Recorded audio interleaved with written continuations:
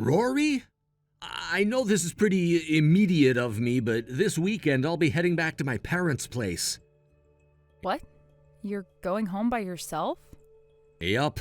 On Friday night, my plan is to take the nightly bus all the way back home to their town. You're still gonna be working on Saturday, right? That's right.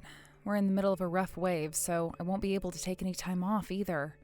Is there something you're going back to your parents' house for? My friend got into an accident and is now in the hospital. I want to go and see him and all while I still can. Since I'm already going to be back in my hometown then, I thought I might as well just stay with my parents for the weekend and hang out. So you're staying for the entire weekend? Yep. I already contacted my parents about it and they both said it was okay. Is that right? Oh, what's wrong with going back to stay at my parents' house? I never said there was anything wrong with that, Robert. Let me just ask this to make sure, but are you sure you don't want me coming with you? Oh, don't worry about me. This is about me being there with a friend of mine you've never even met, and it's not like you're going to be able to take time off work anyway. My parents were also both saying they only wanted me coming home, so... I see. Okay then.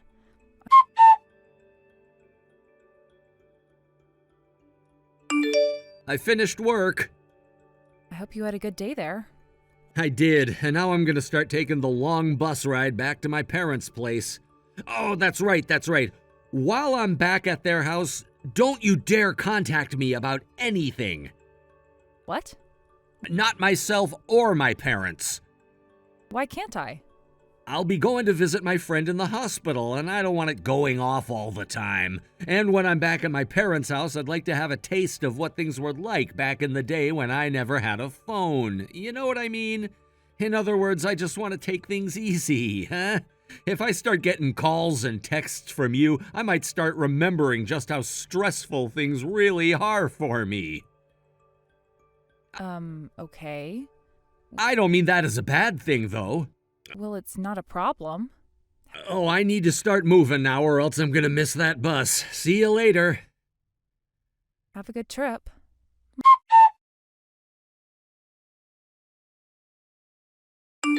Mom, good evening. This is about what I mentioned to you before. Hello, Rory. And good evening to you, too. How are things going there? Just as I expected. I'm heading back home now is all I really got from him. He told me that he had just finished up work and would be getting on the night bus to head to your guys' place for the weekend. I see. Just to be sure that there wasn't someone like that, my husband and I called all around and heard nothing about one of his friends being in the hospital right now. Everyone around here knows about Robert, so I made sure to ask every single person I could about one of his friends, and nothing came back about one being injured. Thank you for doing that. I'm sorry if that took a lot of your time away from you, though. No worries about that. Another thing, Robert told me not to contact him at all while he's back with you guys. Oh, why could that have been? He said something about not wanting his phone ringing all the time while he's at the hospital, and about how while he's back at your guys' place, he wants to feel like a child again with no stress. Those things. I see. All right then. I'm so sorry for what my little brat has done to you. No, you don't have to apologize. The fact that I have both you and Dad helping me out with all of this has really made me feel strong and confident inside. I'm not sure if that kid is really going to be making his way back here or not soon, but my husband and I are going to do exactly as we told you and head out to that resort for the weekend. I'll leave all of that to you. Now, be careful out there, please. Thank you. And you take care as well. Try not to overdo yourself. Sure. Thank you for saying that.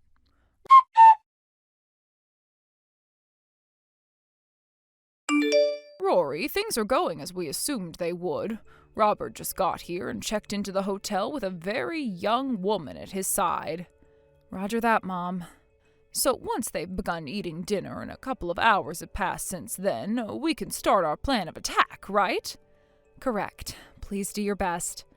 By the way, Rory, that woman he's with, she's the daughter of someone I know. Wait, are you serious?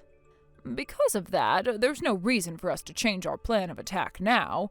That girl has done all kinds of stuff with men and has made a reputation for herself here in town. So that's the kind of person she is. I just never thought that my own son would be taken away by someone like her. Mom, I'm sorry about that. I didn't need to mention that right now. I'll make sure to tell you all about that woman in a little bit, all right? Understood. Please and thank you.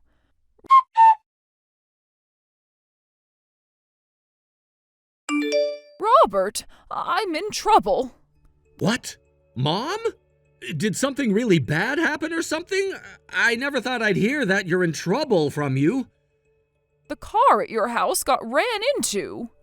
Huh? Are you talking about my car? That's right. Wait, hold on a second. I never heard anything about my car getting run into or anything like that. If something like that had really happened, I would have heard about the news of it before anyone else, including you, right? And I haven't heard a word from Rory about it either. Right now, who all heard first about your car doesn't matter. Just know that your car was ruined when it was hit, and this is an emergency. I get that this is a huge problem. Where are you at right now? What? I'm at a resort with one of my friends right now. Well, then tell them that something's come up and that you need to head home right now. What? Are you more worried about your friend and that resort or about your family and your car, which was just ruined? I get it already.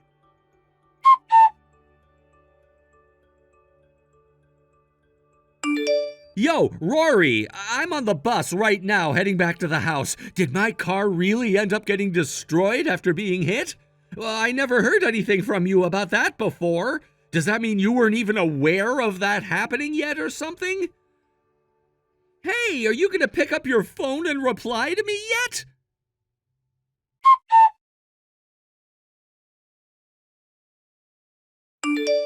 Yo, what the hell is all of this about? Was I really just lied to about my car being hit and destroyed? Who the hell was the one that made up all that crap about my car? Well, hello, Robert. Are you back at the house now? Hey, Rory! Where the hell are you at right now? You should be finished with work by now, right? I'm finished. Well then, where the hell have you been this whole time? The next town over, back at my parents' house.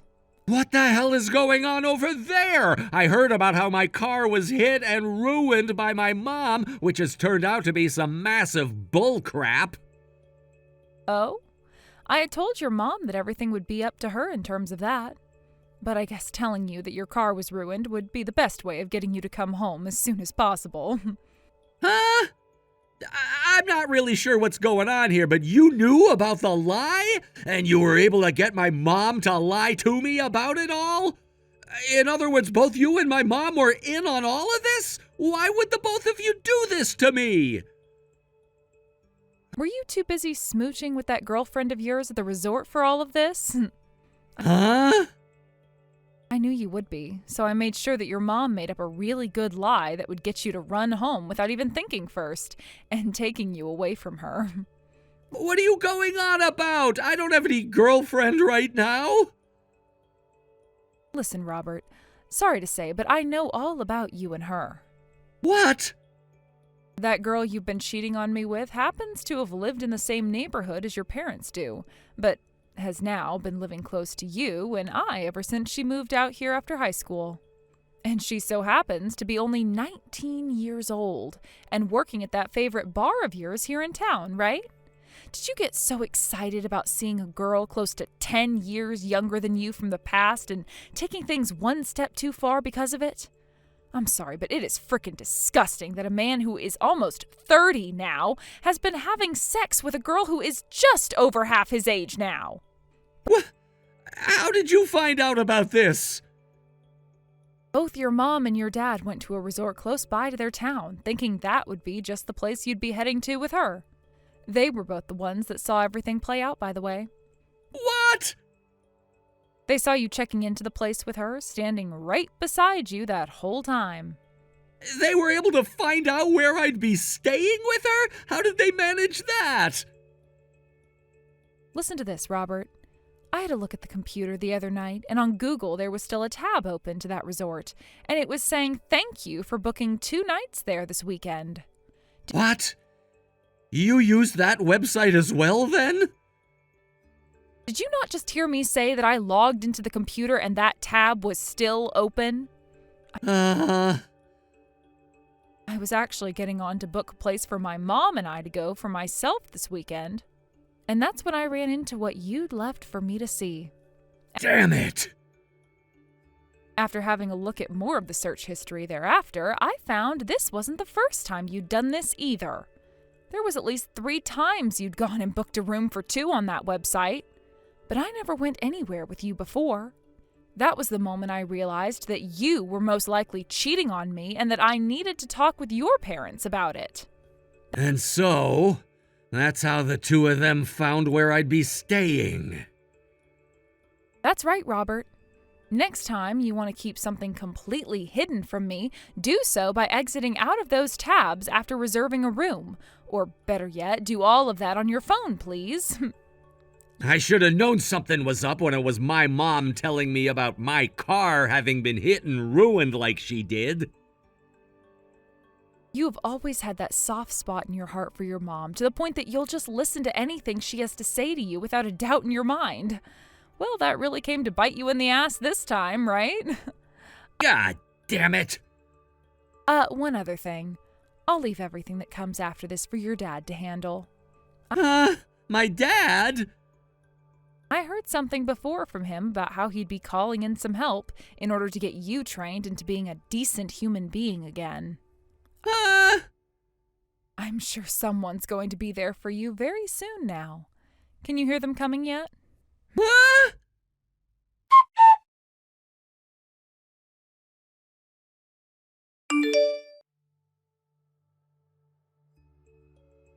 What the hell is up with this all blacked out van? In other words, what you're saying is that they're here for you? That's what I'm saying!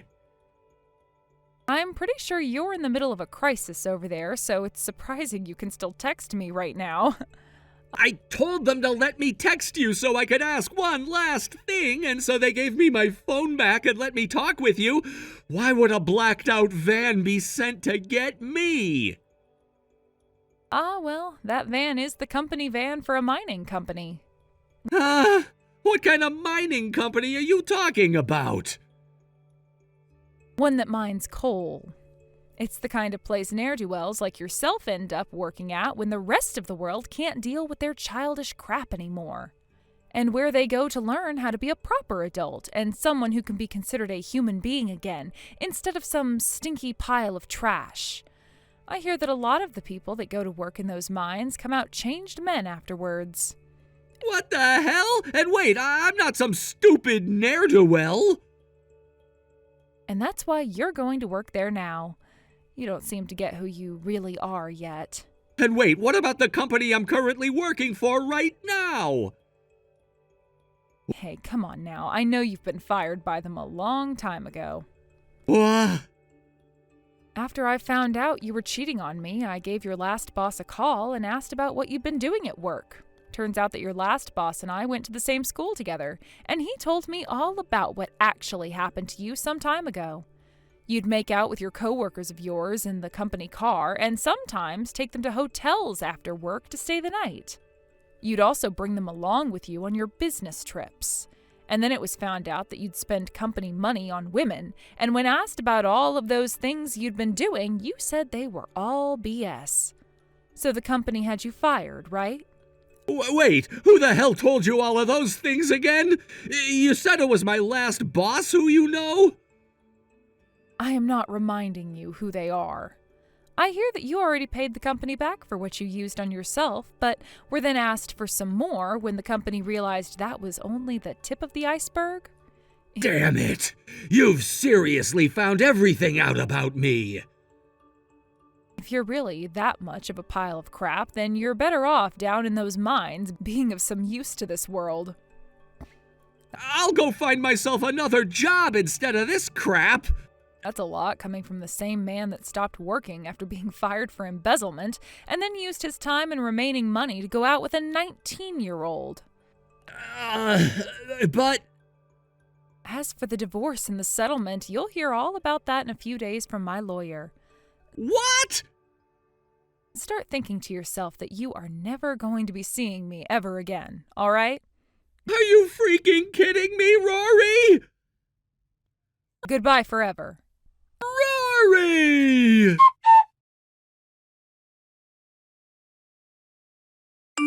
According to the neighbors, the scene unfolded like a chaotic comedy. Robert was in a state of panic when he saw a group of muscular men emerge from the sleek black van parked next to our house. The sight of these intimidating figures sent him into a frenzy. He was shouting, "No, please stop!" in a voice that was more pitiful than threatening, as he darted around the yard, desperately trying to escape whatever fate he thought awaited him. It was as if he had lost all sense of dignity. His frantic movements seemed almost comical, flailing about as he attempted to evade them. But in the midst of his chaotic escape, he stumbled over absolutely nothing, a complete misstep, and that was the tipping point. He ended up crashing headfirst into the garden pond, splashing water everywhere. The image of him, completely soaked and disoriented, is one I can't help but chuckle at even now. Despite being drenched from head to toe, the men didn't let him off the hook. They unceremoniously dragged him out of the pond and proceeded to haul him away to the coal mine's dormitory, their intentions no doubt less than pleasant. It was a fitting end to his embarrassing display, though I had to admit I felt a strange sense of satisfaction watching him be taken away, water dripping from him like some sort of a defeated cartoon character. Meanwhile, the female college student involved in this whole mess found herself facing her own consequences. In light of the emotional damages I had demanded from her, she was promptly expelled from her university. It seemed like a swift decision, perhaps to protect the institution's reputation from any further fallout. She quickly found herself a job, likely out of necessity, as the reality of her situation hit her hard. I heard that she also ended up joining the same group that was linked to Robert, which made for a curious twist of fate. When I filed for divorce, I also demanded compensation for emotional distress. The agreed-upon amount would be deducted from both of their salaries at the respective companies where they now worked. It's interesting how life has a way of tying people together, even after a relationship has crumbled into pieces. As for Robert and the young woman, both have now been assigned to different locations within their organizations. They're reportedly undergoing rigorous training under strict supervisors who believe in a tough love approach to education.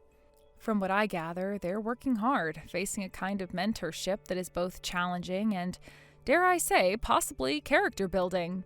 It's ironic that they now have to deal with harsh mentors, considering that their earlier actions stemmed from a lack of responsibility.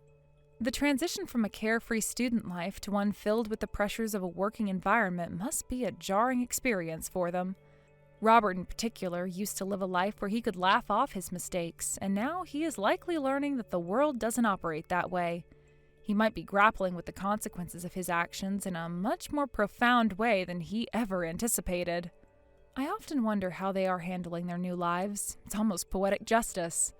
While they were enjoying what they thought was a fun, carefree existence, they now find themselves in positions where they have to work hard to regain some semblance of respectability.